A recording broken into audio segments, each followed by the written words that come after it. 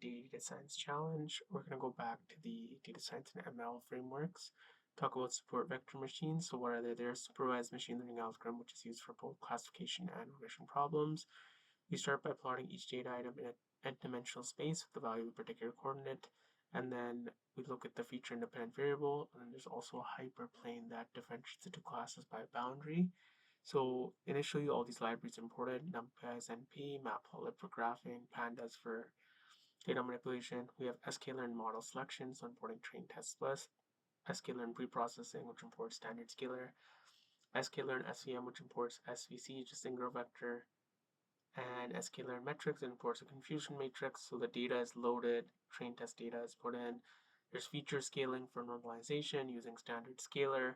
There's model fitting and predictions. There's an SVM classifier and a kernel.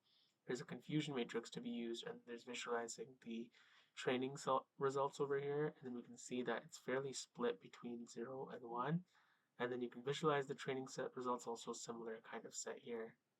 Okay, so that was what did we go over? Support vector machines there. So this one is for Scikit-learn.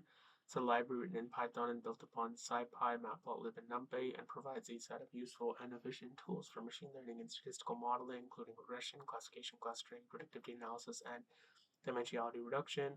And it's known as the most robust and useful library for machine learning.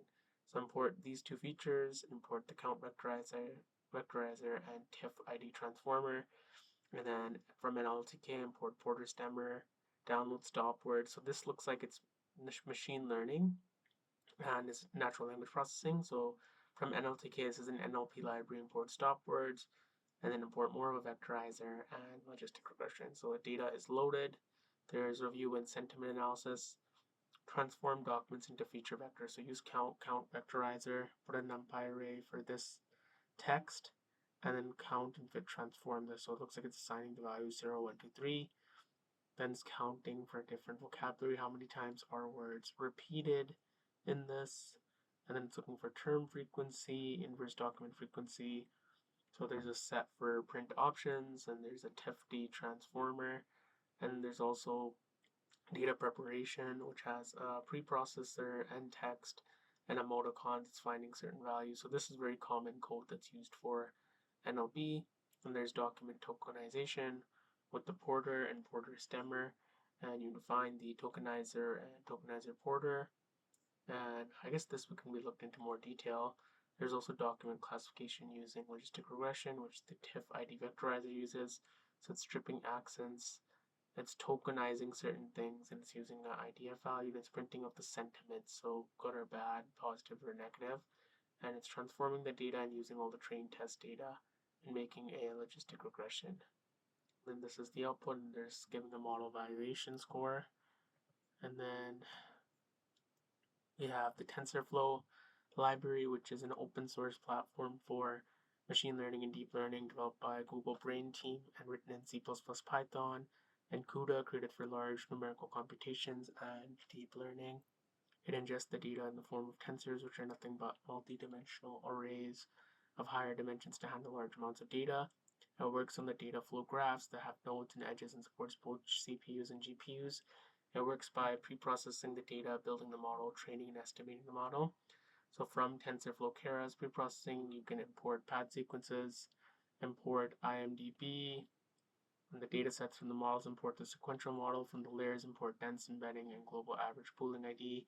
From the callbacks, import lambda callback, and then import matplotlib as plot, import numpy as np, and then you can load the data and give it class names of negative and positive. There's word embedding, which lets you use efficient dense representation in which similar words have encoding. And there's decode and padding. So a reverse word index, it's making a dictionary with the value key for key value in this items. Do a review, text is listed. For the I in text, it's a loop here. Look at the reverse word of the text and see what it's saying and return it. So I guess this is all the text that was inputted into the review. And then it's doing a padding sequence and posting it. I don't know too much about this stuff, but it looks like it's using it to make a neural network, and it's calculating how many times words are repeated. There's a neural network made on sequential model with this embedding. There's a global average pooling. It's using an activation of ReLU and Sigmoid, and it's compiling the model together. And this is the model summary output for the different layers, it looks like. It's telling us the total number of parameters and trainable parameters and non-trainable parameters. And the model is trained, and the model is evaluated after that to training and validation.